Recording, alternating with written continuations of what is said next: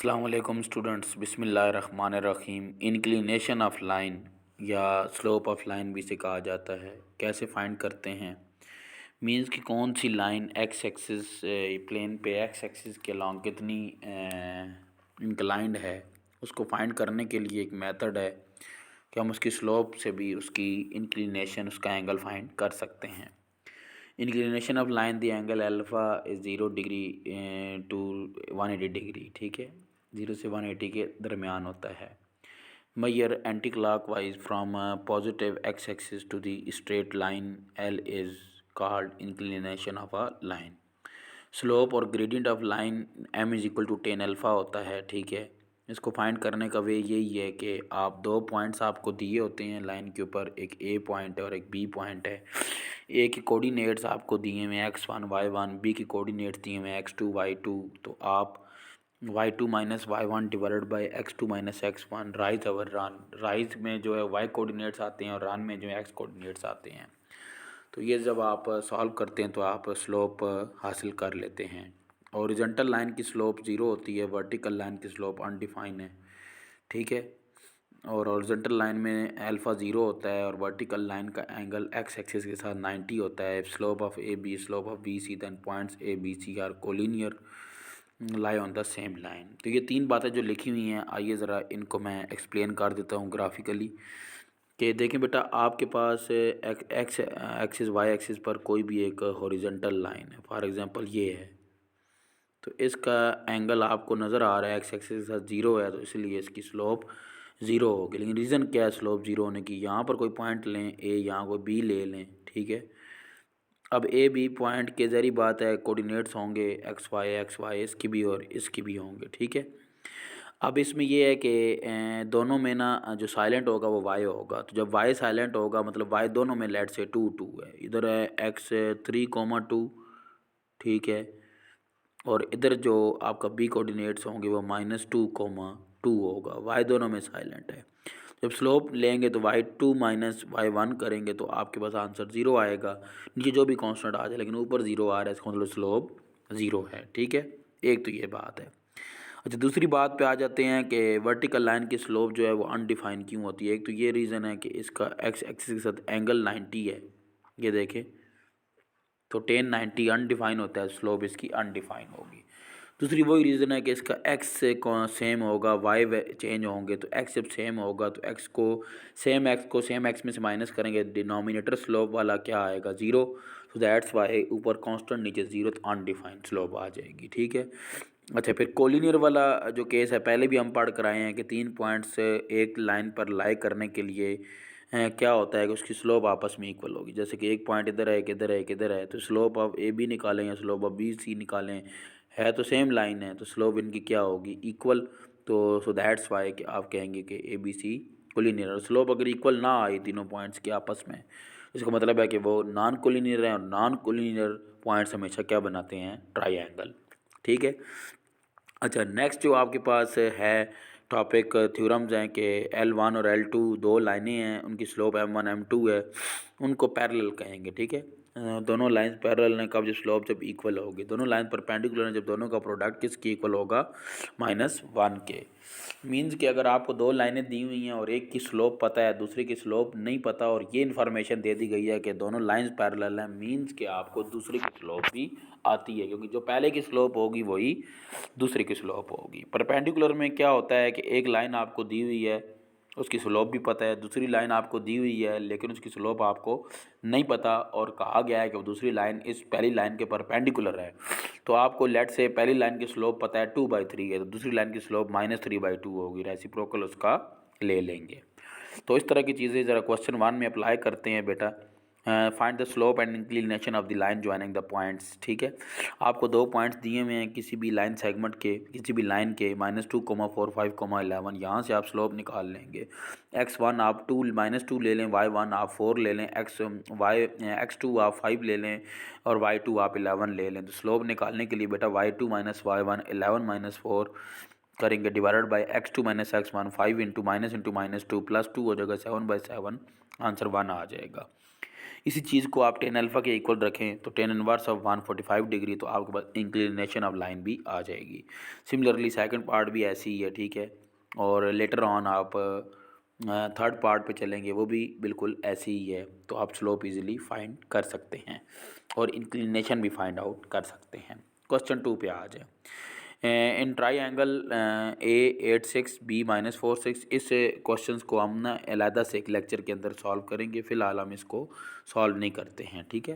Question 3 पे आएँ बेटा। कोलिनियरिटी चेक करनी है, तो बाय मीन्स ऑफ स्लोप के ज़रिए बात कर रहा है। Show that following points lies in the same line, same line पे लाई करते हैं या नहीं करते हैं, उसके लिए 3 पॉइंट्स हैं।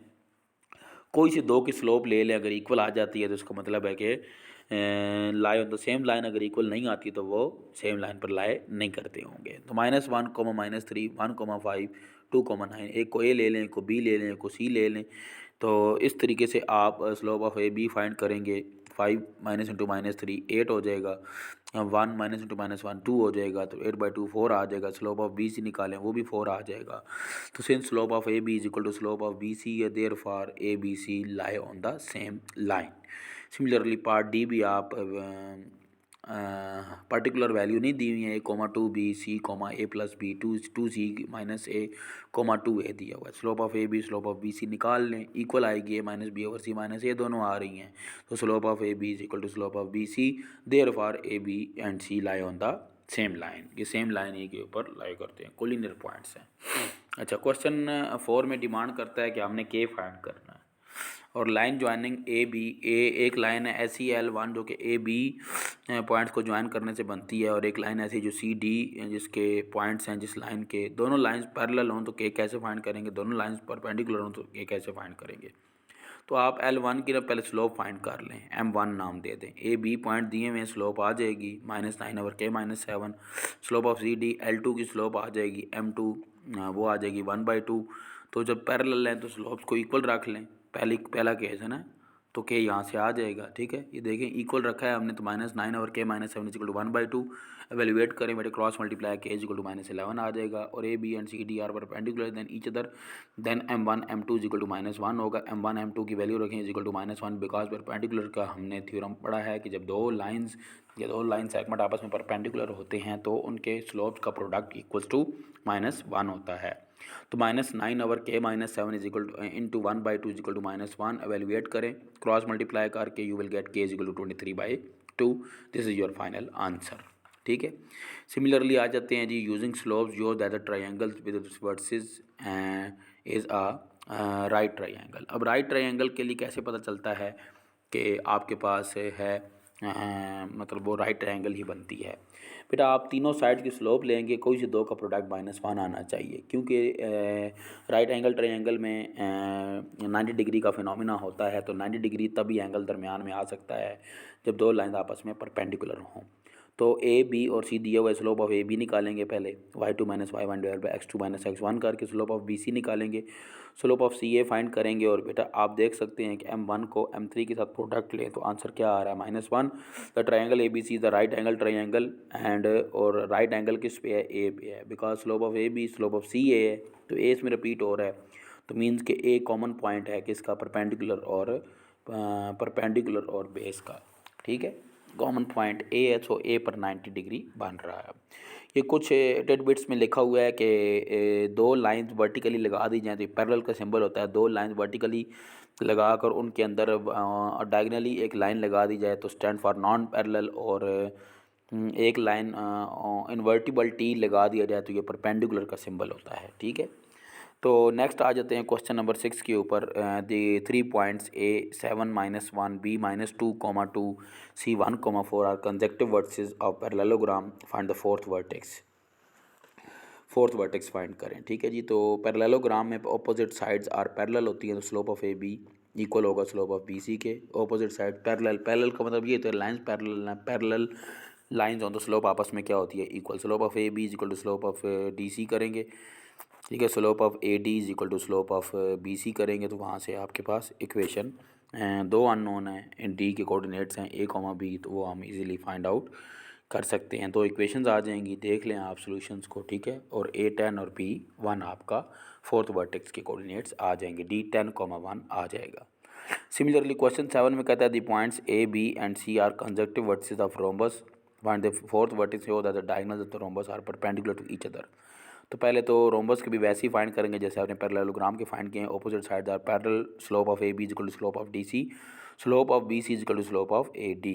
अगर पेपर में ना दिया हो ना कि भाई आपने किससे फाइंड करना है, तो आप डिस्टेंस फार्मूला भी लगा के कर सकते हैं कि AB is equal to DC, BC is equal to AD। ये डिस्टेंस फार्मूला से भी हो सकता है, ठीक है। लेकिन अब चूंकि हम स्लोप्स का टॉपिक कर रहे हैं तो स्लोप के ज़रिए भी हो सकता है। स्लोप ऑफ AB इक्वल रखेंगे स्लोप ऑफ DC की, और स्लोप ऑफ BC इक्वल रखेंगे स्लोप ऑफ AD के, ठीक है। तो वहाँ से आप AB में दो इक्वेशंस आएंगी, दोनों को साइमल्टेनियसली सॉल्व करेंगे, D के कोऑर्डिनेट्स A और B आ जाएंगे।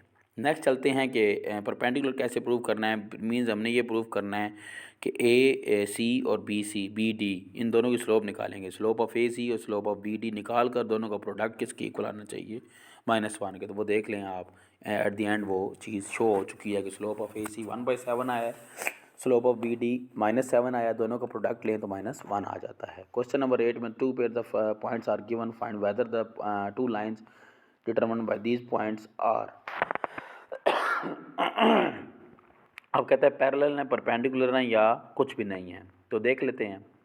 अब आपको ना पहले जो पॉइंट्स L1 के दिए हुए हैं, लेट से A दिए हुए 1-2 और B दिए हुए 2,4, L2 के पॉइंट C दिया हुआ है 4,1 और D दिया हुआ है -8,2। तो इनकी स्लोप निकाल लेंगे पहले वालों की, तो वो आएगी 6, दूसरे वालों की -1/12। इक्वल तो नहीं आ रही, मींस कि ये पैरेलल नहीं है। दोनों का प्रोडक्ट लें, -1 भी नहीं आ रहा, परपेंडिकुलर भी नहीं है, तो lines are neither parallel nor perpendicular. Same आपने बी वाले पार्ट में भी आपने इसकी स्लोप फाइंड कर लेनी है, ठीक है। देन इनकी स्लोप फाइंड कर लेनी है। तो इसी तरीके से आप देख सकते हैं, अगर तो स्लोप दोनों की इक्वल आ जाती है तो इसका मतलब है कि पैरेलल हैं। अगर दोनों का प्रोडक्ट -1 के इक्वल आता है तो परपेंडिकुलर हैं, और अगर ऐसा कुछ भी नहीं होता, दोनों केसेस होल्ड नहीं करते हैं, तो नाइदर पैरेलल नॉर परपेंडिकुलर, ठीक है। तो नेक्स्ट इंशाल्लाह टॉपिक में हम जो नेक्स्ट लेक्चर है उसमें हम इक्वेशन ऑफ स्ट्रेट लाइन पढ़ेंगे। उसकी 6 फॉर्म्स हैं, slope intercept form, point slope form, ठीक है। उसके बाद 2 point form, then 2 intercept form, normal form, symmetric form. ये 6 के 6 फॉर्म्स को स्टडी करेंगे कि कौन सा डाटा दिया हो तो कौन सी इक्वेशन ऑफ लाइन हम लगा कर इक्वेशन ऑफ लाइन को फाइंड आउट कर सकते हैं, ठीक है। जज़ाकल्लाह।